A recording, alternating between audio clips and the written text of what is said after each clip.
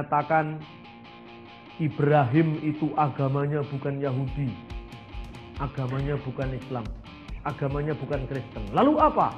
Ibrahim itu adalah orang Muslim katanya. Si Kristen mengatakan, yang bener aja, Muslim baru abad ke-7, Ibrahim itu milenium kedua before Christ, sebelum Masehi, masa agamanya Islam? Kan nggak mungkin itu. Lalu yang datang paling akhir, saudara kita umat Islam. Kalau berdoa, apa pernah lepas dari nama Abraham? Tidak pernah. Dia selalu berdoa, kama shallaita ala sayyidina Ibrahim wa ala ali sayyidina Ibrahim, kama barakta ala sayyidina Muhammad wa ala ali sayyidina Muhammad. Selalu menyebut nama Ibrahim. Kenapa menyebut nama Ibrahim? Karena bagi orang Islam, Ibrahim itu adalah panutan mereka. Sekarang masalahnya, Islam menyebut keturunan Ibrahim yang benar lewat jalurnya Ismail. Bagi orang Islam, Ibrahim itu adalah panutan mereka. Sekarang masalahnya, Islam menyebut keturunan Ibrahim yang benar lewat jalurnya Ismail. Abraham ini begitu sentral di dalam iman Kristiani karena disebut sebagai bapak orang beriman. Bukan hanya iman Kristen, tetapi juga iman orang Yahudi dan iman orang Islam. Ketiga-tiganya mengaku diri sebagai agama Ibrahim. The Abrahamic faith, iman Ibrahim. Karena di dalam ayat 6 dikatakan, lalu percayalah Abram kepada Tuhan, maka Tuhan memperhitungkan hal itu kepadanya sebagai kebenaran. Karena itu kalau saudara mengamati ketiga agama besar ini, Yahudi juga agama besar walaupun jumlahnya kecil, karena mereka yang tertua pada urutan waktu, Yahudi, kemudian Kristen, barulah kemudian Islam. Kalau saudara tahu agama Yahudi itu agamanya orang Israel sampai hari ini. Jadi agama orang Yahudi itu agama perjanjian lama. Mereka perjanjian lama tidak percaya perjanjian baru. Mereka percaya Musa, nabi-nabi yang lain, tetapi belum percaya Yesus. Ini di Indonesia sering dikaburkan orang Yahudi ini. Padahal penganutnya di Indonesia ada beberapa puluh orang. Di Surabaya ini sinagoga mereka juga ada, di Jalan Kayun nomor 9. Itu agama orang Yahudi. Kalau saudara-saudara datang ke sana juga bolehlah tanya-tanya. Apa sih agama Yahudi? Dan bagaimana agama itu sendiri memuji Tuhan? Karena agama ini walaupun dia adalah minoritas, tapi ini menjadi saksi munculnya kekristenan. Dan juga malahan saksi munculnya agama Islam. Mereka keturunan Abraham dari Ismail. Orang Yahudi, saya keturunan Abraham dari Ishak. Karena apa? Ishaklah anak perjanjian. Karena itu saya lebih sah. Orang Kristen mengatakan, saya keturunan Ibrahim dari benih yang dijanjikan. Dari keturunan Ishak, yaitu Yesus Kristus Tuhan. Karena apa? Dia adalah sebagai waris Ibrahim yang akan mengembalikan janji-janji Allah kepada umat manusia. Bahkan lewat Ibrahim, dunia ini diberkati oleh Tuhan. Karena itu, Islam, Kristen, Yahudi itu bertengkar terus. Karena apa? Itu pertengkaran saudara serumah. Kalau dengan Hindu kan jarang. Dengan Konghucu jarang. Kenapa jarang? Kan jarang konflik Kristen Konghucu, Islam Konghucu, ya kan? Hindu Kristen kan jarang. Kenapa? Karena itu tetangga, bukan satu rumah. Kenapa itu tetangga? Kalau tetangga kan urusan dia sendiri. Urusannya dewek, jadi tidak ada urusan dengan kita. Kenapa begitu? Orang Kristen ngomong nabi. Orang Yahudi ngomong nabi. Islam juga ada nabi. Loh kok nabi kok nggak sama? Bertengkar. Orang Kristen ngomong Allah. Orang Islam ngomong Allah. Orang Yahudi ngomong Allah. Orang Yahudi yang di dunia Arab itu ngomong Allah. Orang Yahudi yang di tanah Israel ngomong Elah, Elohim. Sama saja artinya. Maka di situ terjadi konflik. Orang Yahudi ngomong saya punya Musa. Islam saya punya Nabi Musa alaihi salam. Kristen ngomong saya juga punya Musa, tengkar. Tapi kalau Hindu kan Kristen lain. Dia ada resi, saya nabi. Dia ngomong tentang Sang Hyang Widi, Brahman, saya Allah, Yesus, Roh Kudus, tidak ada miripnya. Jadi tidak tengkar, ya biarlah itu wilayah masing-masing. Konghucu juga begitu, tidak pernah tengkar. Karena apa? Sudah lain sama sekali. Inilah yang menyebabkan seringkali agama satu rumpun itu membuat persinggungan-persinggungan karena konteksnya apa? Konteksnya berbeda dalam penafsiran tapi sama dalam istilah. Inilah akar konflik yang hendaknya diketahui dan harus dileraikan oleh umat beriman. Lalu sampai-sampai orang Islam mengatakan Ibrahim itu agamanya bukan Yahudi, agamanya bukan Islam, agamanya bukan Kristen. Lalu apa? Ibrahim itu adalah orang Muslim katanya. Si Kristen mengatakan yang bener aja, Muslim baru abad ke-7. Ibrahim itu milenium kedua before Christ, sebelum Masehi. Masa agamanya Islam? Kan nggak mungkin itu. Orang Kristen juga gitu. Pak Pendeta Awon Datu nulis remah-remah roti kalau tidak salah bukunya itu, dikatakan kita harus jadi Kristen Abraham, bukan Kristen Lot katanya. Terus dibantah sama orang Islam loh. Waktu itu belum ada Kristen Pak Pendeta, tidak ada Kristen Lot itu. Yang ada Kristen Advent, Kristen Pantekosta, Kristen Protestan, Kristen Abraham itu tidak ada. Itu maksudnya alegori, perumpamaan. Yang Yahudi juga begitu. Pokoknya Abraham itu nenek moyangku, kamu bukan, gitu aja. Lalu persoalannya sekarang yang harus kita lihat, Ibrahim itu, Abraham kata orang Kristen, kata bahasa Ibrani, orang mana? 1. 2, agamanya apa? 3, alamatnya mana? Itu Ibrahim kan sekarang. Kalau Ibrahim Hasan di Aceh. Tapi kalau Ibrahim Nabi itu alamatnya di mana? Nama aslinya siapa? Agamanya apa? Seumpama Ibrahim itu zaman itu ada KTP-nya, itu kira-kira tulisan agamanya apa? 1. Kedua, bapaknya namanya siapa? Karena versi Islam, Kristen dan Yahudi udah lain. Di Islam bapaknya Ibrahim itu namanya Azar. Di Kristen dan di Yahudi namanya Terah. Loh, ini udah beda ini. Katanya Pak Agil udah nggak usah dipertengkarkan, itu mungkin satunya bapak angkat, satunya bapak sungguhan.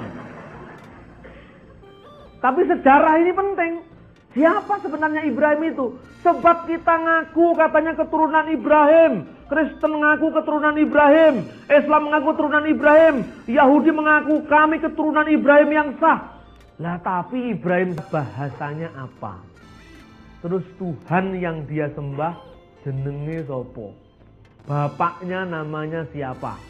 Loh, saya ini diundang di sebuah pesantren, saudara-saudara. Terus persoalannya dia mengatakan, menurut Anda bagaimana itu tentang Abraham? Apanya? Saya bilang. Iya, maksud saya agamanya apa? Bentar, Anda mengatakan, tentu tanya kepada saya. Menurut kitab Quran, Abraham itu makana Ibrahimu Yahudan. Abraham itu bukan orang Yahudi.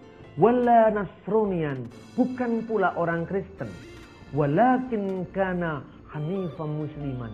Tetapi dia adalah orang Muslim yang hanif. Dia bukan Yahudi, oh jelas. Nama Yahudi itu asalnya dari Yehuda. Dan Yehuda itu jelas adalah keturunan Yakub. Karena itu zaman Ibrahim belum ada nama Yehuda. Belum ada Yudaisme. Belum ada Yahudi. Karena Ibrahim harus beranak dulu Iska. Iska harus beranak dulu Yakub. Yakub dengan 12 suku. Baru ada Yehuda. Jadi memang bukan Yahudi. Siapa bilang mengatakan Abraham itu Yahudi? Lalu dikatakan wala Nasronian, bukan orang Kristen. Siapa mengatakan Kristen? Siapa mengatakan Nasrani? Tidak ada orang Kristen yang mengatakan Ibrahim itu Kristen. Mengapa? Karena sebutan Kristen baru muncul kira-kira tahun 37 Masehi. Tercatat di Kisah Rasul pasal 11 ayat 26. Untuk pertama kali murid-murid Yesus itu disebut Kristen di Antioquia. Antioquia itu kota pesisir di Syria sekarang ini. Karena itu jelas Abraham bukan Kristen. ketika saya ngomong begitu, teman-teman muslim itu tepuk tangan. Tapi nanti dulu, Anda tahan tepuk tanganmu dulu. Saya katakan tadi, Ibrahim bukan Yahudi. Karena yang namanya Yahudi asalnya dari Yehuda. Baru cucunya Abraham. Bukan cucu, bahkan keempat dari Abraham. Lalu Ibrahim bukan Kristen, apalagi Kristen. Tapi juga Anda jangan salah, Ibrahim juga bukan Islam. Lalu agamanya apa? Ora roh. Dalam kitab suci Quran tidak disebutkan, di kitab suci tidak disebutkan. Agamanya apa? Agama itu tidak penting, yang penting iman. Karena agama tidak menyelamatkan. Zaman Abraham untungnya belum ada KTP. Jadi tidak ada sebutan di sana agamanya Yahudi, agamanya Kristen. Itu kan hanya model Indonesia saja. Coba mana ada paspor tulisannya agama Kristen, agama Islam. Itu kan kalau orang Indonesia itu agama itu cap. Karena itu gampang dibentrokkan. Karena orang lebih loyalitas pada cap, kepada merek ketimbang imannya. Maka di Indonesia ngakunya si Islam. Ngakunya Islam, tapi ora iso ngaji. Sehingga coba, ketika Ibrahim bertemu dengan Tuhan, Ibrahim itu bahasanya apa? Coba. Tuhannya Ibrahim ini jenenge sapa? Apa Gusti Allah? Bukan. Nama Allah itu baru muncul kira-kira abad keempat. Inskripsi pertama yang menyebut istilah Allah itu namanya inskripsi jabat. Kalau sudah membaca majalah Bahana sekarang, ada tulisan saya di sana, gambarnya inskripsi itu ada di sana. Itu ada ungkapan Bismillah, demi nama Allah. Sergius Bar Ahmad, Manaf Wahani Barmar Al-Khois. Itu prasasti Kristen, ditemukan tahun 512. Istilahnya itu artinya demi nama Allah, Bismillah. Terus Sergius nama Kristen Bar Ahmad. Bar itu artinya putra. Jangan disamakan dengan bahasa Jawa. Barudan, Barlungo. Itu bar itu artinya anak. Makanya ada Barnabas. Dari kata bar, anak, naba, penghiburan. Bartolomai, anak dari suku Talmiah. Jadi Bartolomeus. Bar Abbas, anaknya bapak. Ya, anaknya bapak Bar Abbas. Makanya kalau ada Abu Rizal, Rizal itu artinya anak, Abu itu artinya bapak. Jadi Abu Rizal itu artinya bapak Tole, bahasa Jawa. Tole itu anak laki-laki, Abu Rizal itu artinya bapaknya Tole. Jadi orang Arab dengan orang Jawa itu sebetulnya sama, kalau mau diartikan namanya sama. Saudara-saudara, jadi jelas kalau mau dilihat dari data sejarah, istilah Allah itu baru muncul abad keempat. Minimal abad keempat. Dari kata Aram, Allah, menjadi bahasa Arab Allah. Loh kalau gitu, Tuhannya Ibrahim namanya bukan Allah. Nah, kalau saudara-saudara lihat bagaimana di pengajian-pengajian Islam, ini saya ngomong gini terang-terangan saja. Karena saya juga sering ceramah di kalangan Muslim. Saya katakan, misalnya Tuhan bicara dengan Abraham, apa Tuhan ngomong? Aslamtu lirabbil alamin. Saya telah aslam kepada Tuhan semesta alam. Loh, Ibrahim itu bahasanya apa? Seperti misalnya Tuhan berfirman kepada Nabi Musa. Bahasanya apa? Musa itu orang Ibrani. Bahasanya bahasa Ibrani. Terus kemudian Alkitab kita mengatakan apa?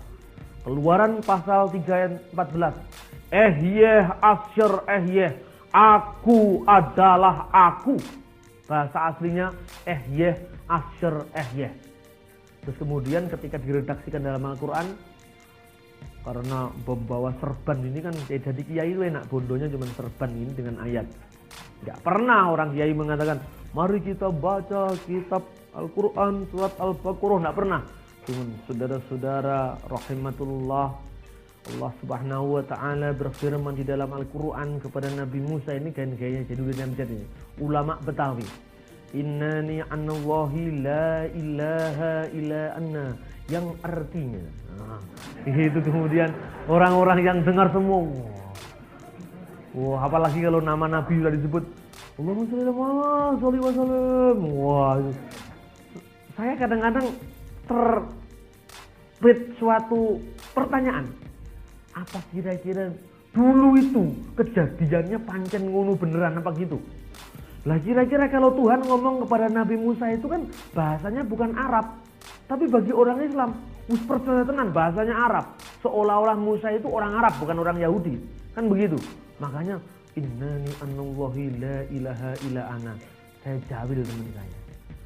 Kalau umpama Gusti Allah itu datang kepada yang namanya Ronggo Warsito, kira-kira omongannya itu gimana? Coba, ini ngomong sejarah loh ini. Ronggo Warsito, don't be afraid Ronggo Warsito, apa gitu? Enggak, Ronggo Warsito bukan orang British English, bukan American style, bukan. Dia enggak mungkin ngomong don't be afraid Ronggo Warsito. Dia juga mengatakan, ya Ronggo Warsito, la takuf, jangan takut, enggak mungkin gitu. Tapi mesti omongannya, Ronggo, ojo wasu melang atimu, mesti gitu. Ayo sekarang, ketika Tuhan berfirman kepada Nabi Musa, bahasanya apa? Saya katakan, udahlah, Quranmu juga benar, kitabku juga benar. Tapi kita sekarang bicara sejarah. Kalau Tuhan berfirman kepada Muhammad, misalnya ini ya, bunyinya apa? Iqra, didikte kepada malaikat. Iqra bismi rabbikal ladzi khalaq. Percaya? Percaya Pak. Karena apa? Bosone podo Arabe. Nah sekarang Nabi Musa.